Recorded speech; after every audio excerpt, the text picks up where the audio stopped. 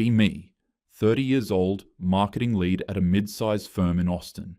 Good salary, my own apartment, weekend yoga, the occasional hiking trip, and a small circle of friends I grab dinner with after work. Life's supposed to be good, and mostly, it is. I never wanted kids. I was vocal about that. Like, part of my brand vocal. Since college, I've been the one saying, not every woman needs a family to be complete. While everyone else was daydreaming about weddings and nurseries, I was focused on career milestones, side hustles, and keeping my independence intact. It wasn't just a phase. I meant it. Because I grew up watching my mom stretch every dollar my dad brought home. Cook, clean, and quietly carry the weight of everyone else. He wasn't abusive, just traditional. He worked, she served. Every Sunday, same picture. Dad on the couch watching football, Mom folding laundry next to him, pretending to care who scored. I used to watch that and swear, that will never be me. By college, I'd already drawn the line. No husband, no kids, no apron. Freedom was the goal. My sister thought I was just going through a phase. She had her first kid at 26, the same year I got promoted. One day, we were at brunch, and she said, "You'll change your mind once the right guy comes along." I laughed. "I've met plenty of right guys, thanks.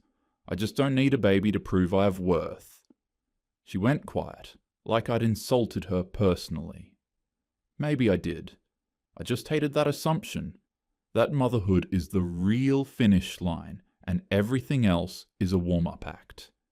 Even at work, I didn't filter myself. Once, during lunch, a co-worker announced she was pregnant. Everyone congratulated her. I smiled and said, "So you're giving up your sleep, your paycheck, and your sanity, all for someone who won't even remember you doing it." They laughed, but not warmly. Still, I shrugged it off. I wasn't trying to be cruel. I just genuinely didn't get it. Another time, one of the younger girls, Emily, mentioned she wanted kids before 30. I told her, just make sure you get what you want out of life before you become someone's full-time snack provider. Same reaction. Half laughs, half discomfort. Back then, I didn't care. I thought I was just saying what everyone else was too polite to admit. Dating was casual. Work events, mutual friends, the occasional app. If a guy hinted at marriage or kids, I was gone. One guy, Ryan, joked about how cute our kids would be one day.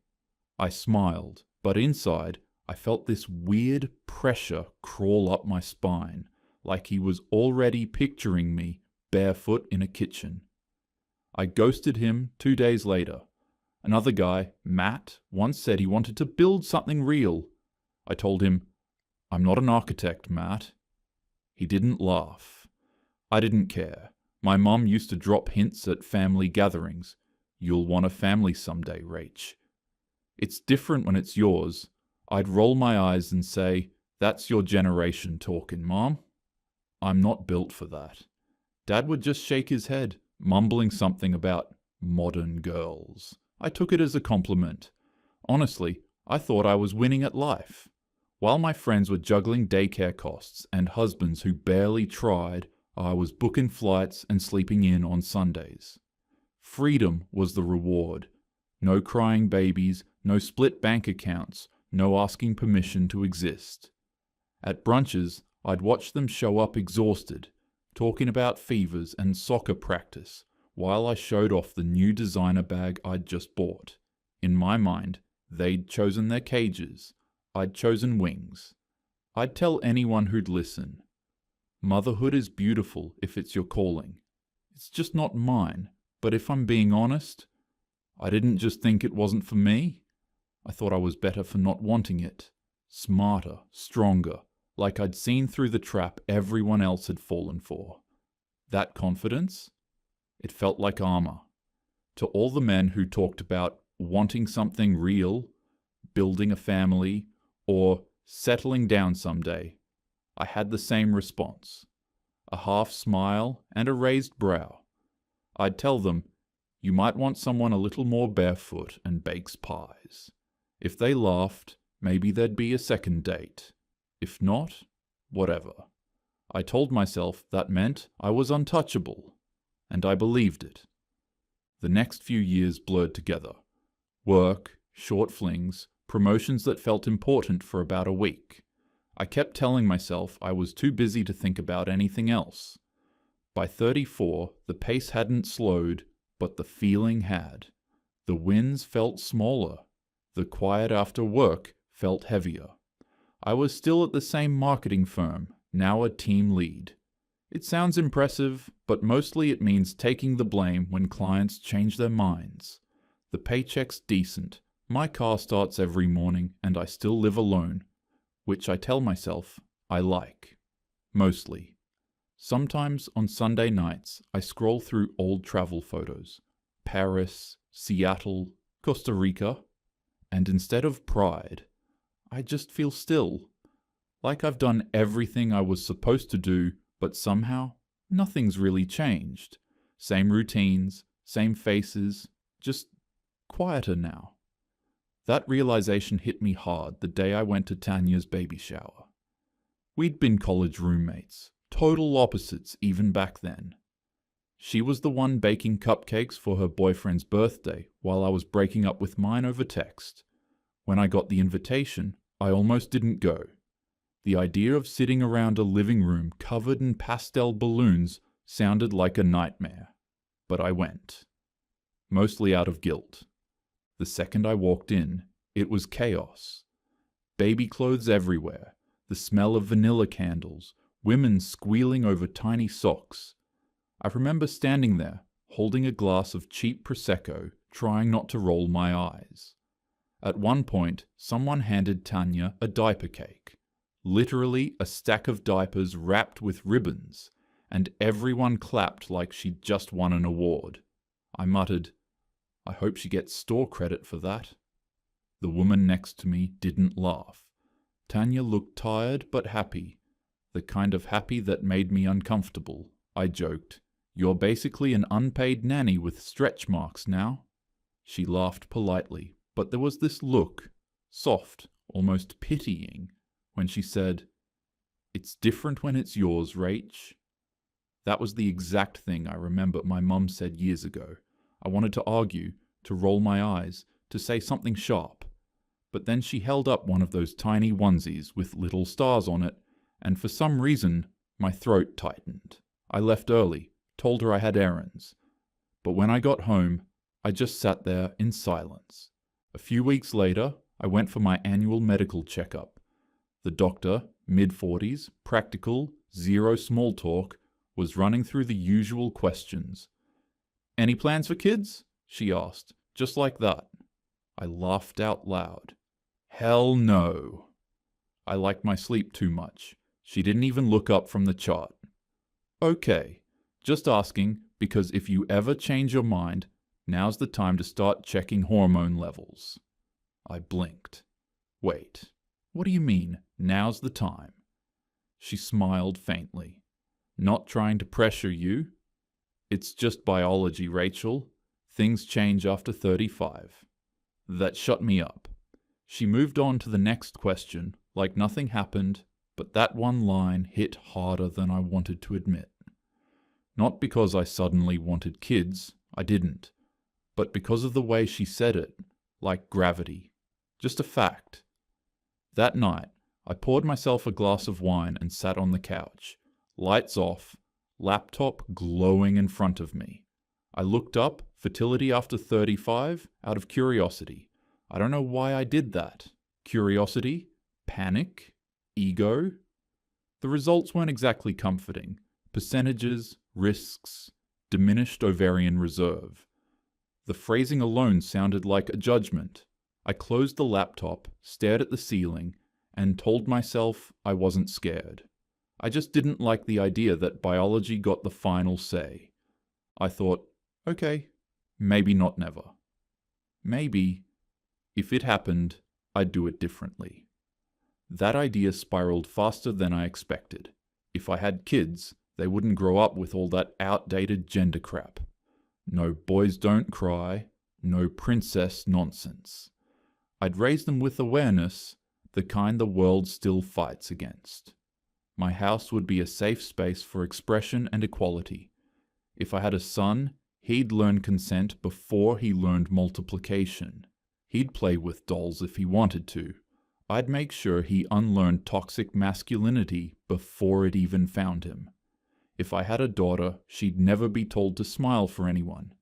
She'd know her worth wasn't in her looks or who she dated. She'd be strong, outspoken, unshakable, and definitely know how to use a man in all the ways that she should, since they love bragging about being the providers. I'd be the mom who showed them both what real empowerment looked like. Not apron strings and PTA meetings. Actual growth. Actual independence. In my head, I started seeing it clearly. The modern, redefined version of family. No, father knows best. No, wait until your dad gets home.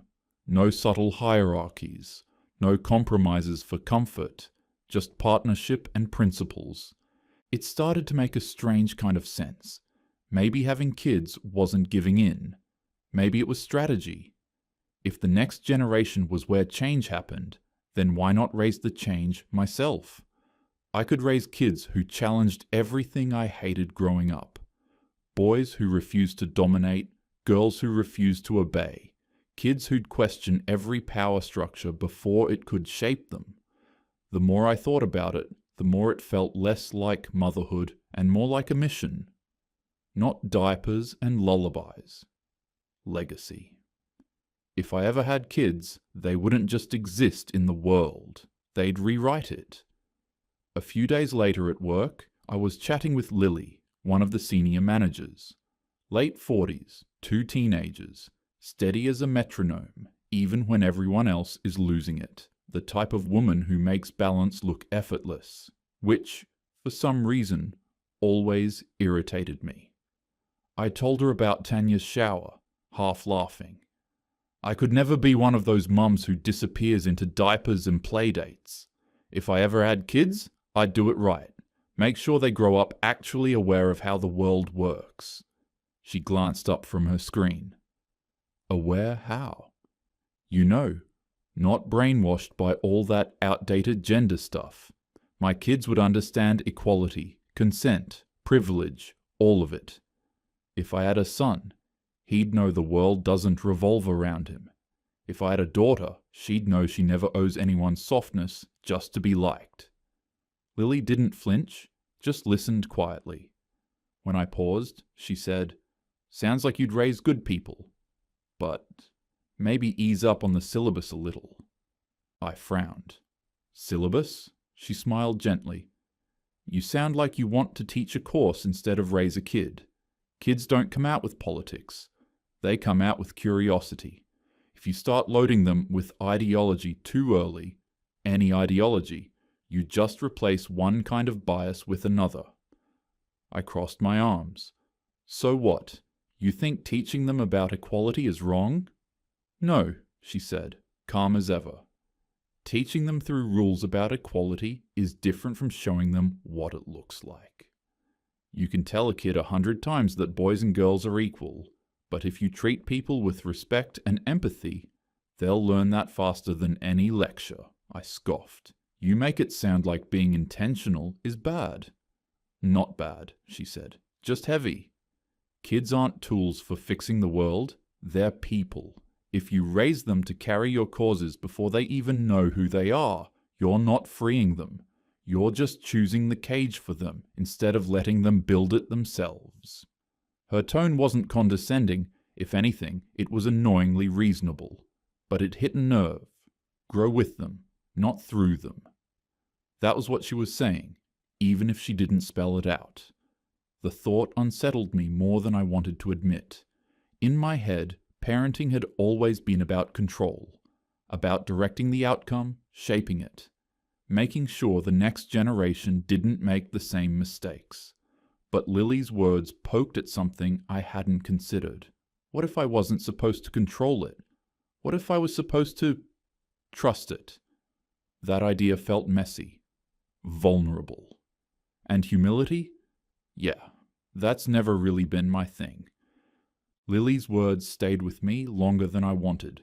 Grow with them, not through them. I'd replay it while driving to work or brushing my teeth, telling myself it was just another boomer perspective. Still, part of me hated how reasonable it sounded. Maybe that's why I started thinking more seriously about finding someone.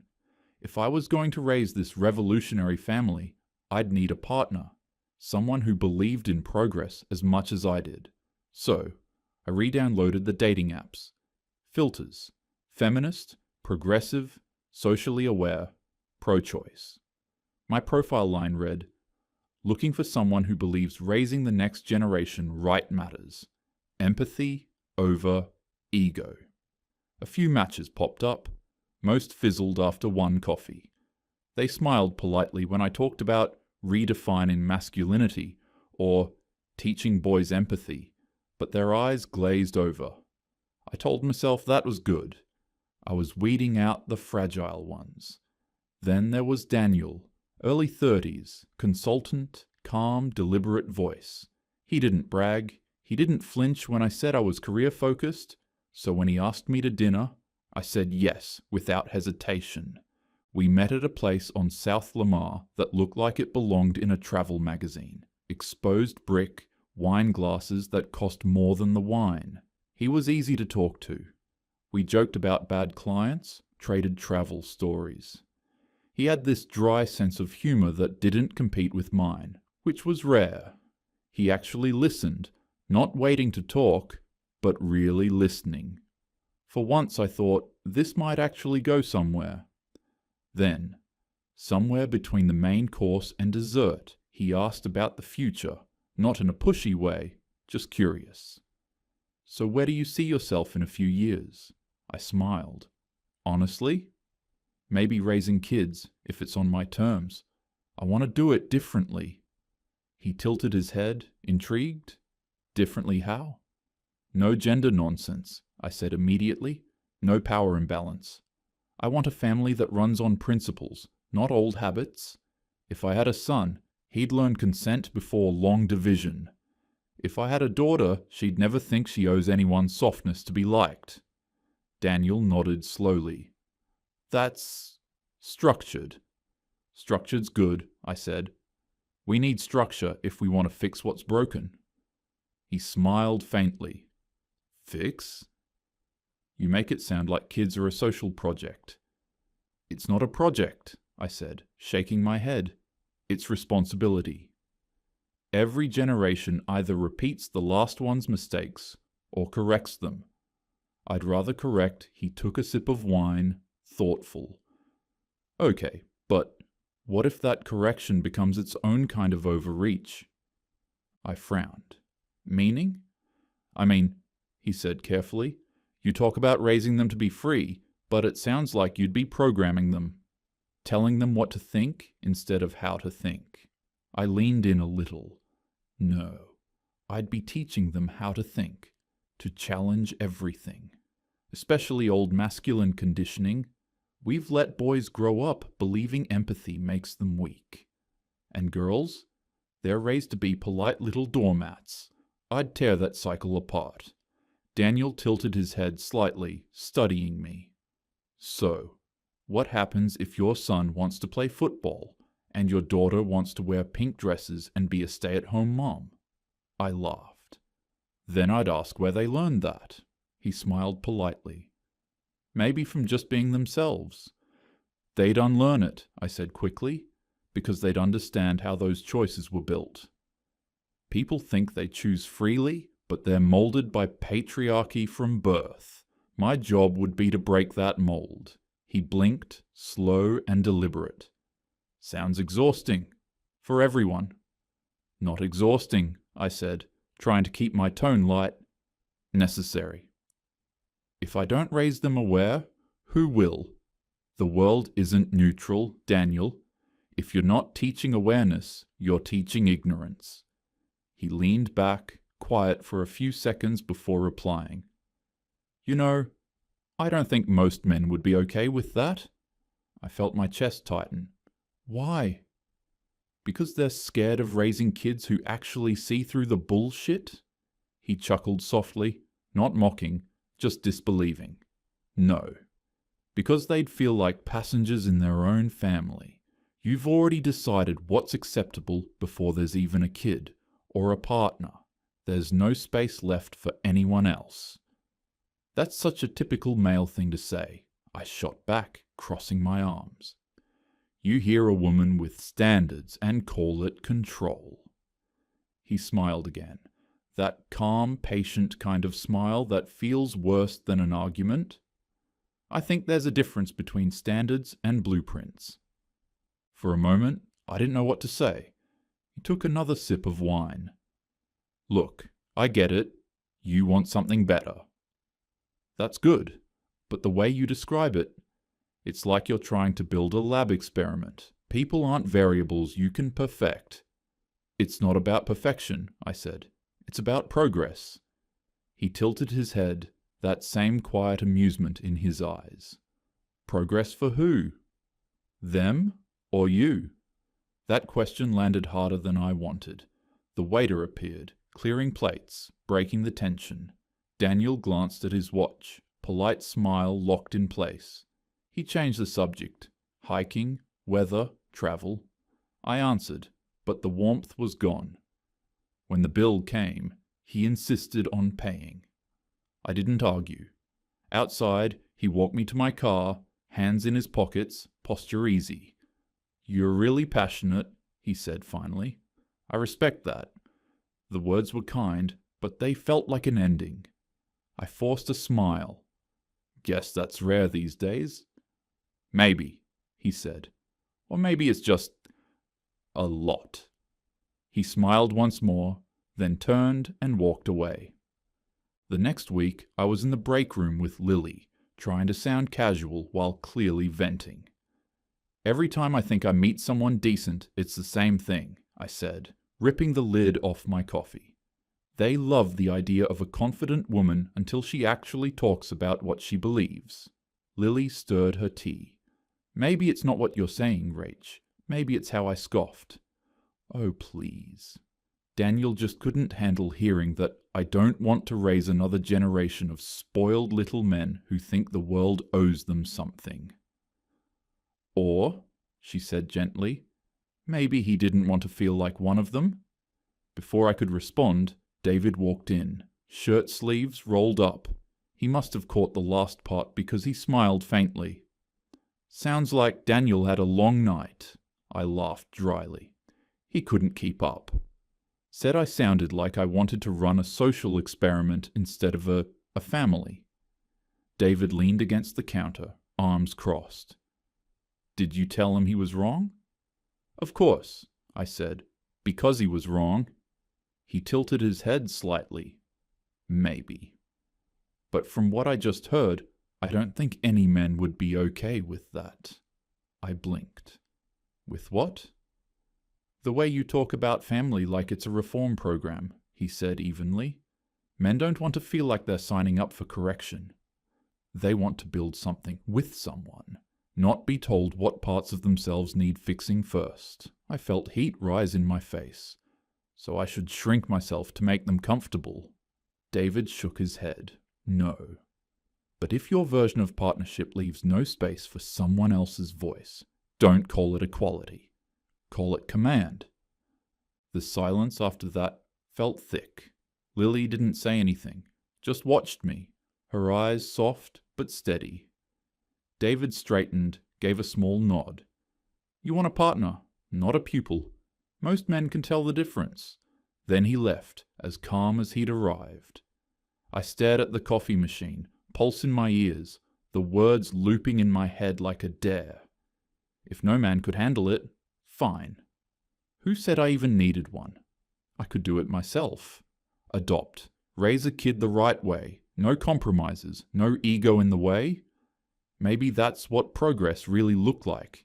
Doing it alone because no one else could keep up.